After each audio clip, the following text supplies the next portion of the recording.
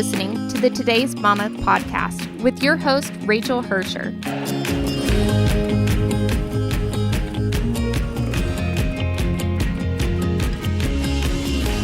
School's finally out for summer, and I figured I'd put a bow on it by, wait for it, talking more about school. So hear me out. There's a lot of good stuff to chew on over the summer from this episode, and a lot you can do to unschool your kids in the most productive of ways while school is officially out of session. No matter what your worldview is on education, there's something for everyone in this episode. Whether you're an unschooler, a homeschooler, an alternative education family, or whether you're like me and you're involved in traditional K-12 education, there's a lot here, and it's got my wheels spinning. Full disclosure, I'm hanging in there with public education. I'm not looking for a big change right now, but I'm probably looking to instill an unschooling philosophy amidst the hustle of public education. I'd also like education to be better, and this conversation's made me think a lot about how we can actually do that for everyone. Enjoy this episode. Today we're talking to Kerry McDonald. Kerry is an education policy writer and author of the new book, Unschooled, Raising Curious, Well-Educated Children Outside the Conventional Classroom. She's a senior education fellow at the Foundation for Economic Education and a board member at the Alliance for Self-Directed Education. She's got a BA in economics from Bowdoin College and a graduate degree in education policy from Harvard University. In short, Kerry is smart. Kerry lives in Boston with her husband and 4 kids, and we are so excited to talk to her today.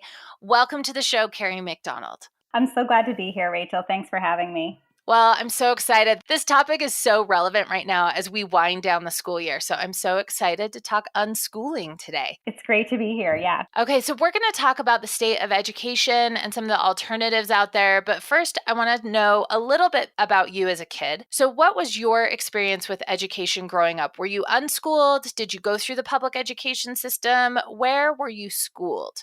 Right. So I went to K-12 public schools in a suburb outside of Boston, and didn't know anything really about homeschooling or alternatives to school or alternative education more broadly until I went to college. And I was an economics major as an undergrad, but became increasingly interested in education and took some education classes.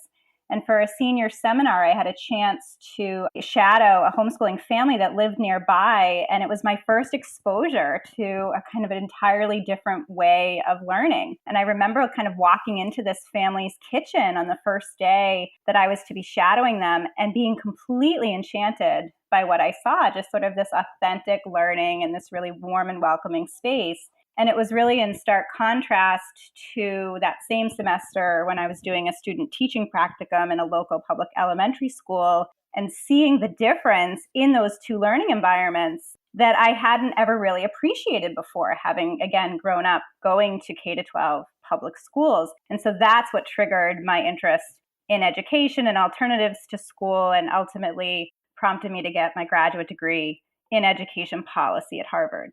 So I've got to ask you what your ratatouille is. And this question comes up in every episode of the podcast. So as you think of growing up and being a kid, what's the smell or the taste that takes you back to your childhood? Yeah, I think it would have to be chlorine. And remembering all of those long summer days spent at my grandfather's pool, and just those wide open summer days and free to be a kid and to be barefoot and exploring and spending hours and hours swimming. And I think that's, again, something that's really lost in this accelerating path of childhood that we now have today. And so kind of slowing down and spending lots of time with free play and open-ended afternoons and summer days, is really something to be cherished. Yes. And with every episode, honestly, I feel like I can relate to most people's ratatouille. So chlorine, when that smell hits in the summertime, I have the same experience. And then sunscreen also hits me in the same way. And as much as those are both two like really heavy chemically laden smells, they're really refreshing. Right.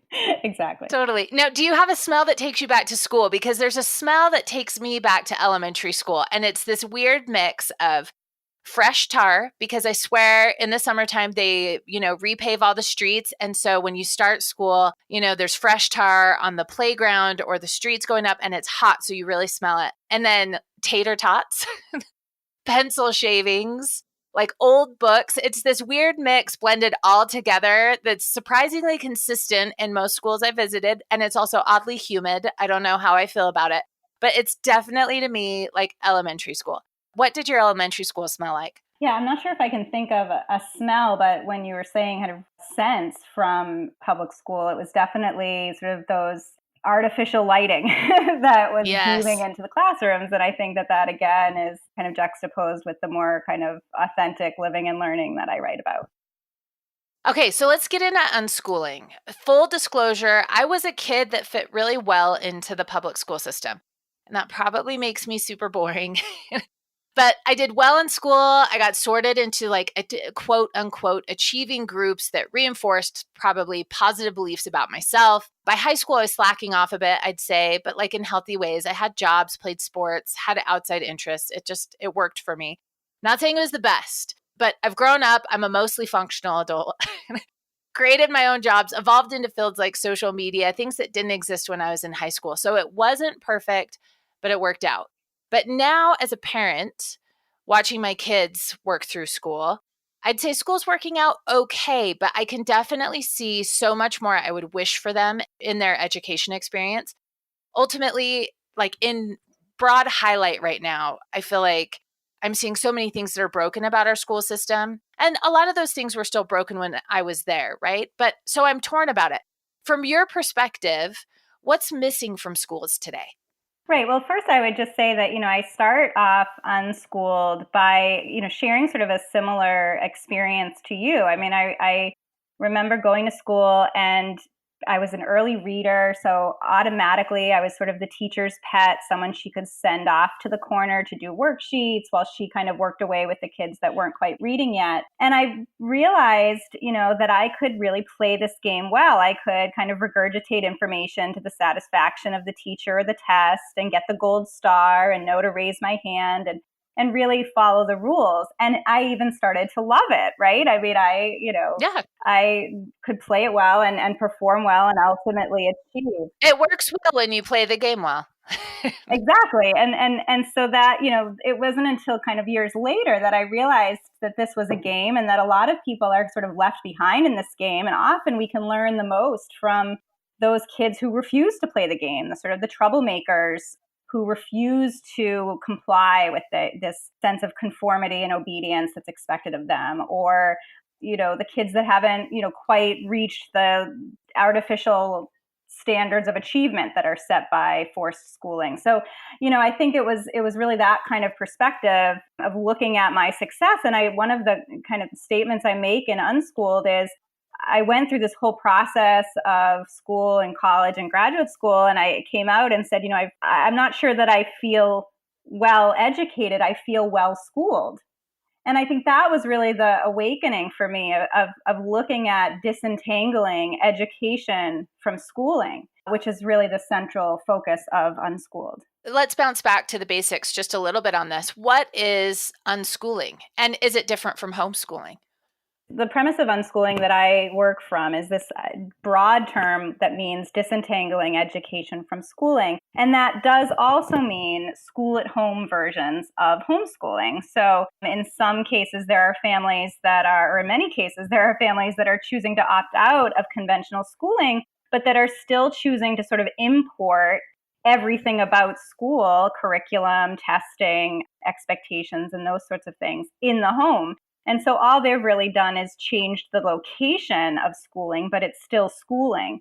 And what I try to do in the Unschooled book is really say, we can break beyond that paradigm. Schooling is one method of being educated, but it's not the only one. And I argue in the book, it may not be the preferred one for the needs of the innovation era. So I know the whole point is that this day, I'm going to ask you to describe would look different for every kid in every place. So I'm asking you a horrible question, actually. But describe a typical day of unschooling for us. What would, maybe just pick a kid you've seen or a personality type, and let's just talk about what would a day of unschooling look like.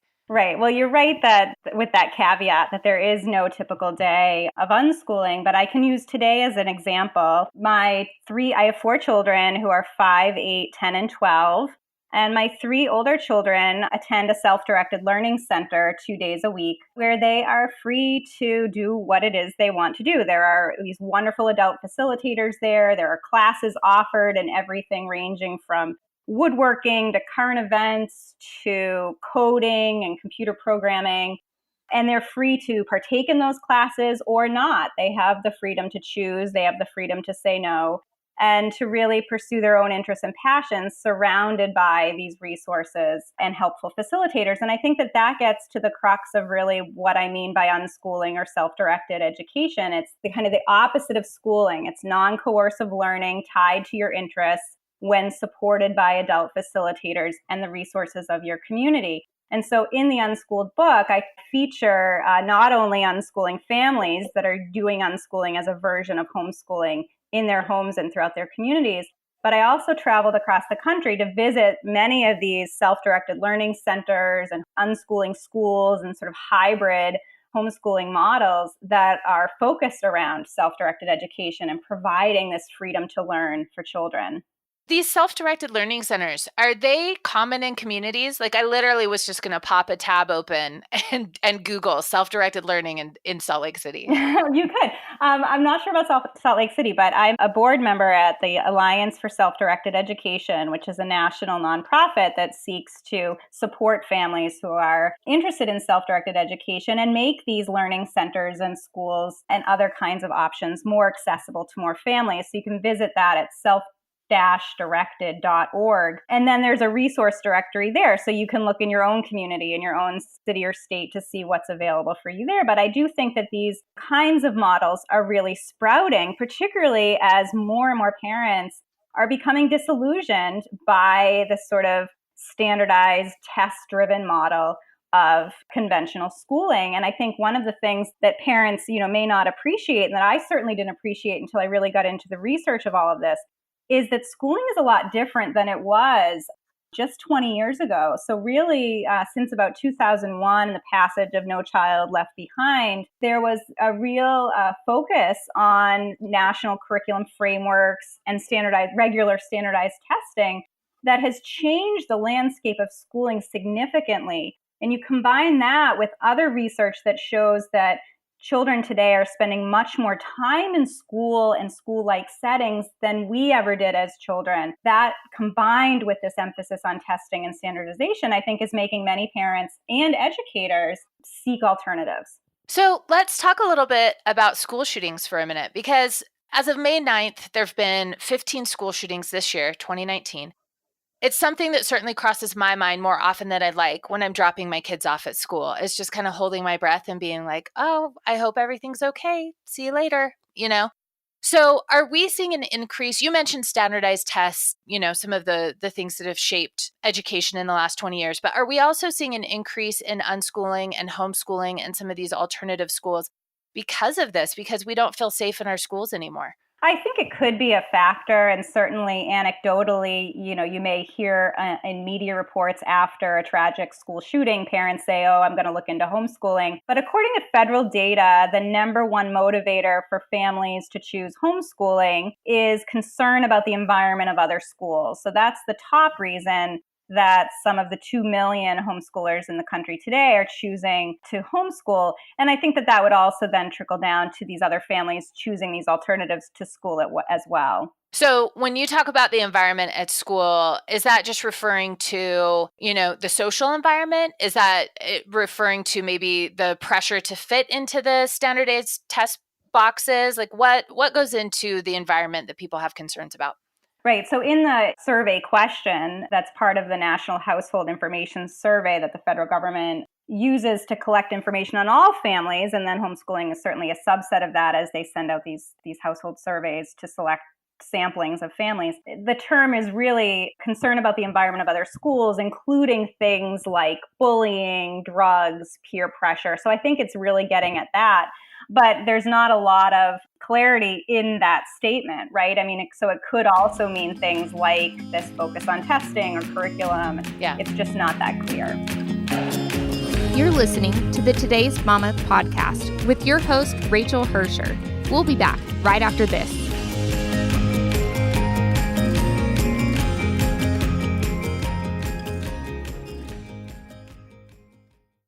For breakfast, you ate one stale goldfish you found in the car seat. Your hair is still sticky from last night's applesauce hands. You have to pick up dry cleaning, go to the store, unclog Mr. Fuzzy from the toilet, and then get the kids from school. You deserve something easy. Now you can automatically create 60-page photo books straight from your phone's camera roll and social media for just $10 with free shipping. Time flies. Hang on to every weird, wild moment with Chatbooks. And now back to the Today's Mama podcast with your host, Rachel Hersher.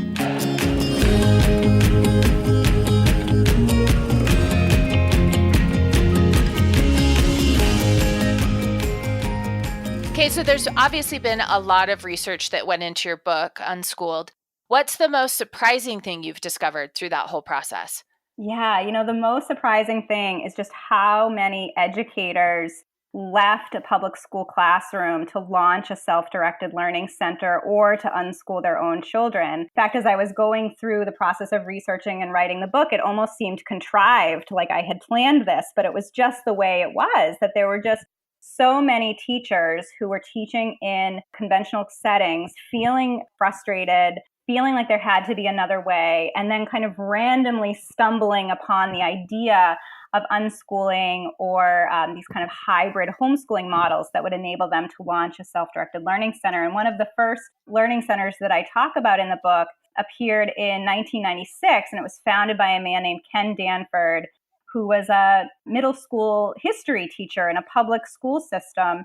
And again, was feeling really disenchanted by the kind of command and control environment of schooling, was looking for alternatives, stumbled upon a book called The Teenage Liberation Handbook by Grace Llewellyn, and it really changed his whole view. He realized that he could create this self-directed learning center where young people are legally registered as homeschoolers, giving parents back the freedom and flexibility to direct their child's education, but use that as a platform to provide a much freer, more personalized education setting for young people. In his case, young people ages 11 and up. And then that spurred so much interest. He was getting lots of calls and emails from teachers around the world that he ended up creating his own kind of nonprofit organization to help other teachers and educators leave the conventional classroom and launch their own self-directed learning centers. And the same is true with the more standard unschooling schools that I talk about as well, that operate more on a 5-day-a-week regular school schedule, but are still focused very much around non-coercion and self-direction. So people who leave traditional education and look for something better, these educators that go and start, these learning centers and pursue other things, they obviously, and the families who do it are obviously placing a pretty high value on education, is my assumption. And a couple years ago, I read a book called The Smartest Kids in the World, and it kind of broke down different countries, and where the U.S. kind of matched up in terms of how our kids are faring, in relation to some of these other high-performing countries with education. And one of the things I came out of this book thinking is that at the end of the day, by and large in the United States, we just don't value our education. We don't place a high enough value on our educators. We don't seem to maybe put enough into our education. As much as we're all scurrying around trying to check these boxes, it doesn't appear, based on our results and the way that we're treating our educators, that we're putting education on the pedestal that it needs to be. Do you have any thoughts on that?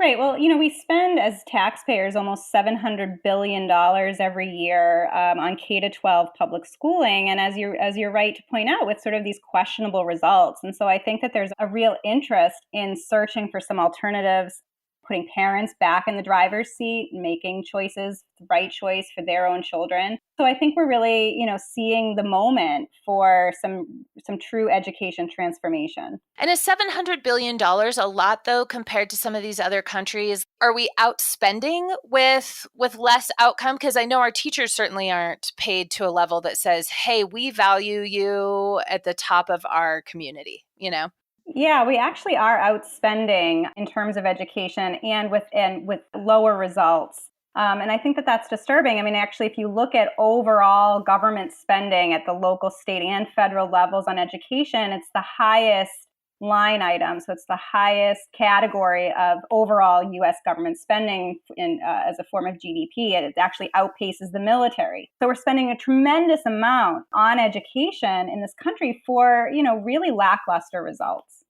That's disheartening because I think we'd all love to just throw more money at the problem and think that that's going to solve things, right? Is hey, we need bigger budgets, but that's probably not where we should be looking. Well, I mean, that's an interesting point. So if you look at sort of the federal involvement in education really picked up sort of second half of the 20th century, there was a tremendous amount of government spending going into education. And that is actually what triggered then this focus on accountability and assessment and testing that first manifested with No Child Left Behind in 2001. So it was this sort of influx of government spending, taxpayer money into education, people wondering sort of about accountability for that then led to kind of where we are now, which is this really highly centralized, standardized, test-driven model of schooling. Well, so our model for education was really developed around the industrial age, right? So how did that influence the education model that we have today? I've read where you've mentioned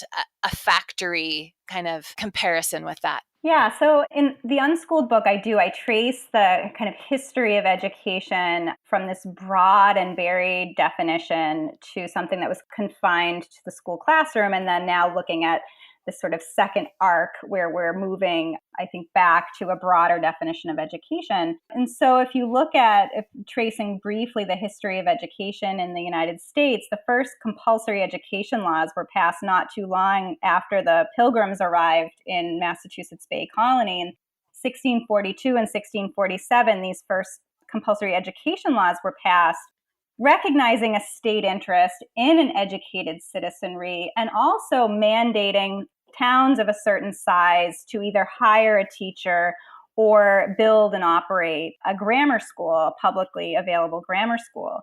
And so it was the towns that were compelled by law, by the state, to offer education opportunities to the public. But it wasn't until the mid-19th century that the first compulsory schooling statute was passed, again in Massachusetts, my home state, I'm in Boston, that really confined this broad and varied view of education into the four walls of a public school classroom, now mandating attendance of parents. So parents were now the ones compelled to send their children to school as opposed to cities being compelled to provide education options.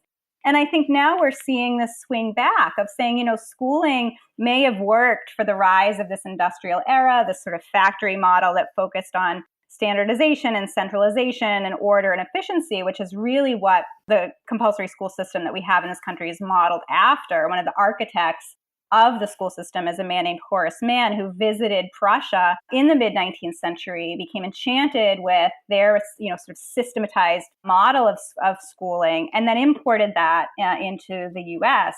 Now, as we move really into the innovation era, it's worth questioning whether or not this kind of fixed factory model is working. Because if you think about it, the factory model of education is really focused around getting kids, young people, to obey orders, follow instructions, and produce. And we have robots that are now doing that. So what I argue in the book is that we just need to kind of hold on to the childhood creativity and curiosity and ingenuity that all young children naturally exude. If you're around young children, you know this.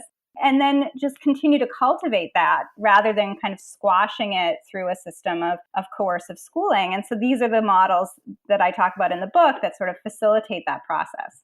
So, talking about that, what are the skills that you see our kids needing to thrive in the future? You mentioned creativity and curiosity. What's going to be required of them to thrive in the future? Well, this is the great thing, right? If you look at what distinguishes humans from robots, it's things exactly like this. It's creativity, ingenuity, an entrepreneurial spirit, curiosity, ability to deal with kind of fast change and fast-paced environment, those kinds of things.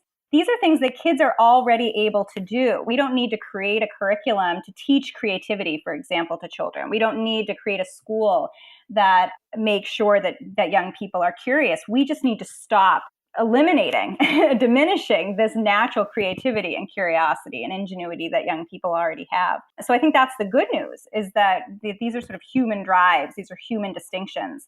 And they'll be even more necessary to really be focused on as we continuously coexist and compete with robots. So you included a quote in the pre-interview form that I think speaks directly to this. It's from Henry David Thoreau, and he says, "What does education often do? It makes a straight cut ditch of a free meandering brook." Yes, that is one of my favorite quotes. Each chapter begins with a quote that's sort of relevant to that chapter. And this is where I talk about, kind of what the differences are between education and schooling. And that if we look at the fact that education and schooling have become so synonymous now, again, I would argue, since the mid-19th century, now we need to look at disentangling those two terms, really separating them and looking at the difference between sort of forced schooling and this much broader, beautiful term of education. Are there any public schools in the United States right now getting it right? Are you seeing any trends, programs, anything out there that's giving you hope for public education? So I have a sort of an optimistic answer and a pessimistic answer, and I'll start with the good. The optimistic answer is that in the book, there is one school currently in the U.S., a fully public, non-charter district high school in the San Juan Unified School District just outside of Sacramento, California, that is doing this. It's called Unschool San Juan, and I'd encourage your listeners to go ahead and Google them and watch their wonderful trailer video on their website. They are trying to do this. They have been open now. This is the end of their second year. They've had a lot of success, a lot of demand. Again, a non-coercive, fully self-directed public high school. So that's the optimistic answer, that there is a school doing this. Hopefully they'll be able to continue. I do talk in the book about, kind of we've been here before, in that in the 1960s and 1970s, there was also a lot of interest in alternative education and alternative schools. And there were some innovations within the public school system, but they eventually became reabsorbed into the larger district as kind of fads changed or leaders changed and the winds of education reform changed. These experimental programs often were reabsorbed into the larger district. So I'm worried about that, but hopefully, I'll be wrong and that these will, take off this time. The other example is a school that was set to open this fall just outside of Boston, again on the same model as Unschool San Juan, a fully public district high school, non-charter school. They had been in the works for 7 years. They won a $10 million XQ Super School grant, which is an innovative foundation that funds interesting models in public education. They had everything going for them. It was called Powderhouse Studios. And then just a couple of months ago, the school committee voted unanimously not to approve their opening for this fall. So, it's still an uphill battle, I think, to make change within the existing school model, again, because of this increased focus on standardization and testing that's really hard to kind of blend with this self-directed learning model. So hopefully we'll see some more changes there. But right now, I'm really optimistic of what we're seeing in the private sector. So not a ton of options maybe in different communities, but growing options that are private alternatives, right? Now, are those usually like on the cost spectrum? How does that work out? How expensive or inexpensive can those be? So the schools that I highlight in Unschooled, or the learning centers and schools, are typically a third of the cost of another private school in that area. Significantly more affordable, and many of them operate on a sliding scale where parents that can afford to pay the full tuition are then obviously subsidizing parents that can't. And so many of them make this a mission to make their model accessible to any family that wants to attend. So that's something hopeful. That's, again, something that we try hard at the Alliance for Self-Directed Education to work on. And I think the other piece of it, which is where most of my sort of policy work comes in, is really expanding education choice mechanisms to more families to make sure that they have access to the education options that they feel are the right fit for their children. You're listening to the Today's Mama podcast with your host, Rachel Hersher. We'll be back right after this.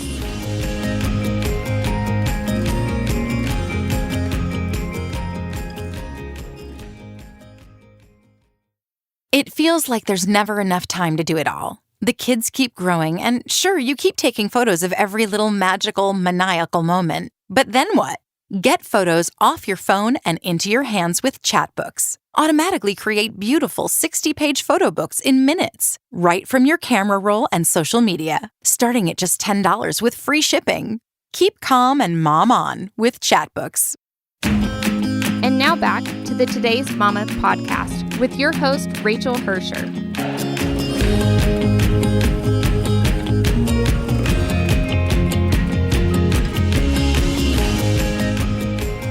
So if you're firmly planted on the public school path, right? Like I think there's a lot of families where you've got both parents working, they're kind of committed and down the road with, public school.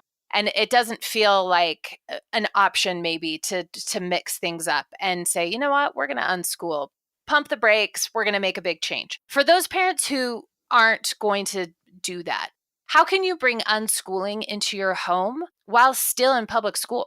Right. Well, so first I would say again that these self-directed learning centers are, the whole model is to be accessible to families, dual working families and single parent families. So you can go up to 5 days a week if you wanted to, that they're completely flexible in terms of one up to 5 days a week. So there's that piece of it, that this isn't kind of your traditional version of homeschooling where you'd have to have one parent home. So that's kind of the first answer. The second answer is I do have a whole chapter in Unschooled called Out of School Unschooling that looks at some other options for families that might be in a conventional school for most of the academic year. There are self-directed preschools and after-school programs that are sprouting. There's really innovative summer camps that give kids a lot of freedom and flexibility, particularly as summer camps, unfortunately, are moving much more towards kind of an academic model, wanting to be focused on enrichment instead of play. And so it's nice to see some of these self-directed summer camps for kids and families.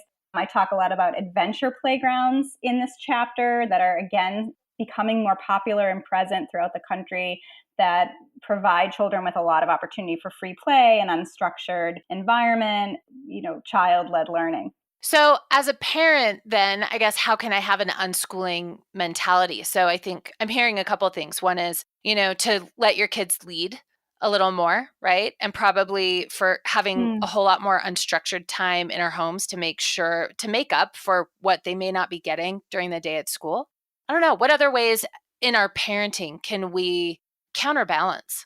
Yeah, I mean, I think it's really just having a healthy skepticism of, what schooling is as separate from education, and really encouraging your children's curiosity and creativity, and not to get so hung up on, are they performing at the right test level, and are they, making sure that all their homework is completed. In fact, that's something else I talk about, that a lot of districts are moving toward eliminating homework and that kind of thing, which can provide for more opportunities for family togetherness and free play, and kind of separate the home from the school. So I think that there's that overall mentality of seeing schooling as just one way of being educated, one form of education. And then thinking about, all of the gifts that your children naturally have, all of their incredible talents, and not letting those be diminished by this sort of narrow definition of schooling.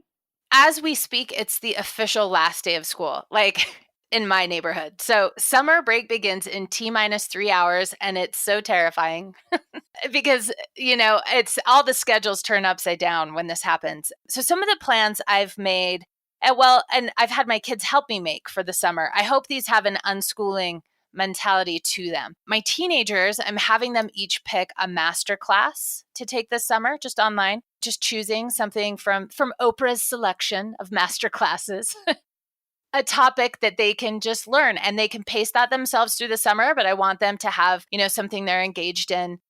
And then I've had them each kind of draw up their plan for what they want to do for the summer. And that includes all the fun things, but it also includes, what books are you going to read? I'm putting them in charge of cooking dinner once a week. I'm trying to find lots of little ways to sneak in some life lessons, but also just to keep their brains being educated, right? Anything else you'd toss in there for those parents that are staring summer break straight in the eyes? Well, summer is a great opportunity for all parents to kind of dabble with self-directed learning and giving your children back their freedom, giving them an opportunity to kind of reconnect with their passions and find their talents. So I think lots and lots of free time, lots of opportunity and trust that they might have a kind of a little bit of a period of adjustment as they kind of come off of this academic year where they've been taught to learn and go back to, reconnecting with sort of these natural drives that we have around curiosity and pursuing our interests. So summer can be a great time for that. I'd also say, particularly for teenagers, there's really been a push recently to focus much more on academics and less on real world work experience. And so I think anytime that a teenager can either have volunteer opportunities or work experiences, that can be really valuable in terms of this authentic immersion into the adult world as they are coming of age. I think it's something that we don't value as much anymore in this kind of pursuit of academic achievement. And, along with that is encouraging entrepreneurship among young people and particularly teenagers. What do they like to do? What are they interested in? And how could they build a business around that, which could, be a wonderful summer project and really lead to incredibly rewarding experiences and maybe even a real career down the road.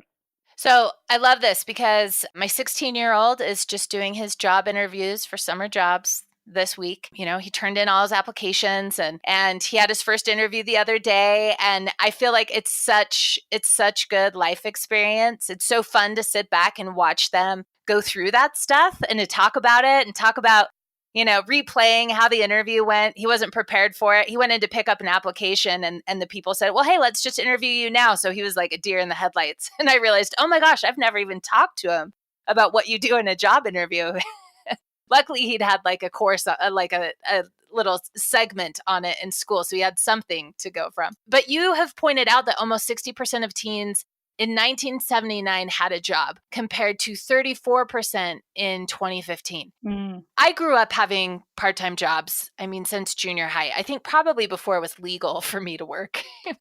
But what is that decline all about? Why are teenagers having less work experience? Right. And so that statistic is kind of year round, including after school jobs. Another statistic that I think is just as disheartening comes from the Bureau of Labor Statistics' most recent data that found that in July of 1985, only 10% of U.S. teens were enrolled in school.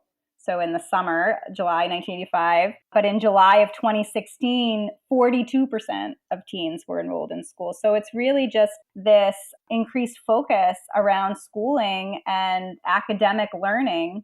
Again, the sort of acceleration of enrichment and academic achievement to the detriment, I think, of real world experience. And I'm not sure, we can necessarily separate this increased focus on academic achievement from rising rates of adolescent depression and anxiety that we're seeing. And a lack of real world skills, doing a lot of these real world activities push our kids over the edge with the anxiety, right? And they're avoiding it, I think, is probably part as well. 42% of teens in summer school, that's just bananas to me.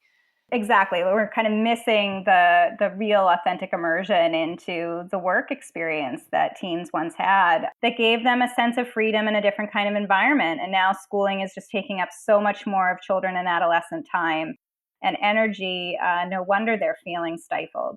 Well, so you mentioned No Child Left Behind and the negative impact that's had on our education system. Today, what are the core issues that we need to be aware of as parents and as voters? So, how do we improve education at a local level, a local policy level, or a national policy level? What issues do parents need to be engaged with to push for overall change?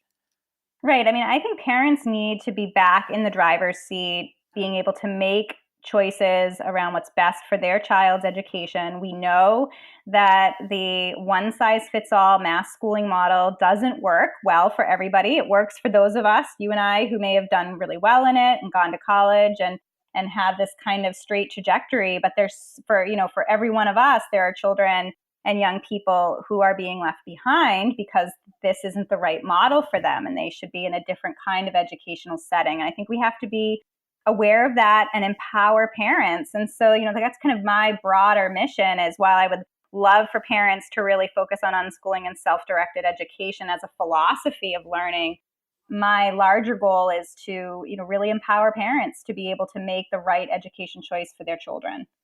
So in a dream world, what does the future of education look like to you?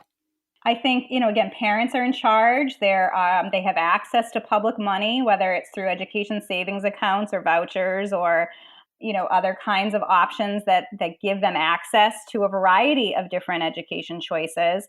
And that then trigger, education entrepreneurship to build and to imagine and build education options that we haven't even thought of yet, especially if we can begin to move past this idea of schooling, which is just one model, and begin to embrace kind of this larger definition of education. And I think the moment really is now, particularly with this kind of vast technological platform that we all have at our fingertips, is that if you think about it, schooling was at one point really important because that was where the knowledge was, that was where the books were, that was where the teacher was. And now, given this kind of digital platform that we all have access to, the teachers are all around us, and I think as more grown-ups begin to realize that this is how we're learning, that we're reconnecting with our curiosity and our creativity and our interests, and we're able to learn through accessing YouTube or Khan Academy and those kinds of things, that we'll begin to be able to give that gift to our children and realize that kind of this conventional model of schooling from the 19th century is just no longer relevant for the innovation era. Okay, I have to throw in one more question. You mentioned YouTube and Khan Academy. What are your favorite digital platforms and technologies that you would recommend to parents who, whether they're all in on unschooling or they're, looking to supplement their kids' education? What are your top picks? Well, the first thing I would suggest is check out the resources available at your local public library. And in fact, the book ends with this kind of vision of an unschooled future, where I talk about the model already existing, and that's our public library system, which, if you think about it, is, exactly what I've been talking about. It's publicly accessible. You don't need to register. You don't need to even have a library card to go and enjoy the resources of the library.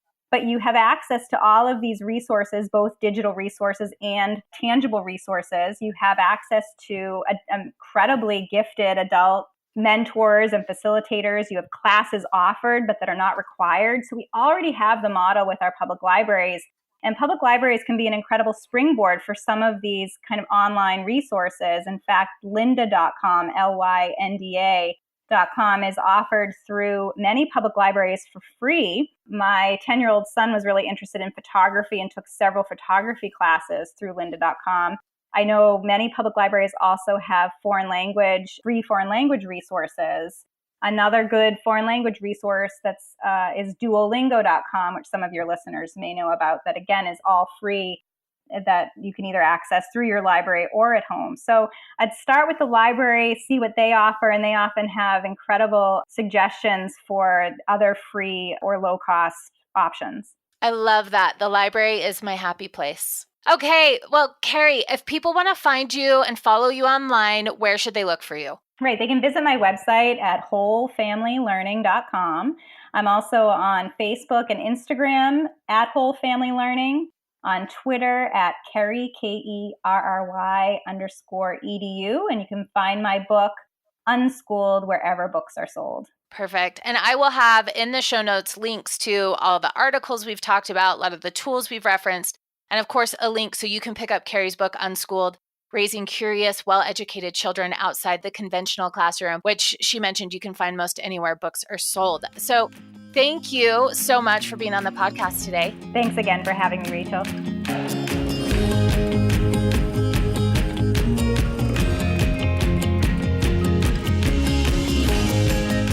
All right, school's out for reals. What are you doing to unschool this summer?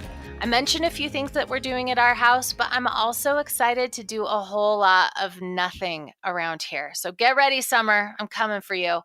Now, this episode had quite a few references to books and resources, and I've listed all of those out in the show notes. We've also got a few guest posts from Kerry featured on the site. As always, you can find links to all of that at todaysmama.com/podcast. Just look for episode number 37 with Kerry McDonald. Of course, I'd love to hear from you, so shoot me an email at podcast@todaysmama.com or leave a review on iTunes or wherever you're listening. And thank you for listening. You've been listening to the Today's Mama podcast with Rachel Hersher. To find out more, go to todaysmama.com. That's todaysmama.com. Today's Mama, connecting moms and families with the best of today.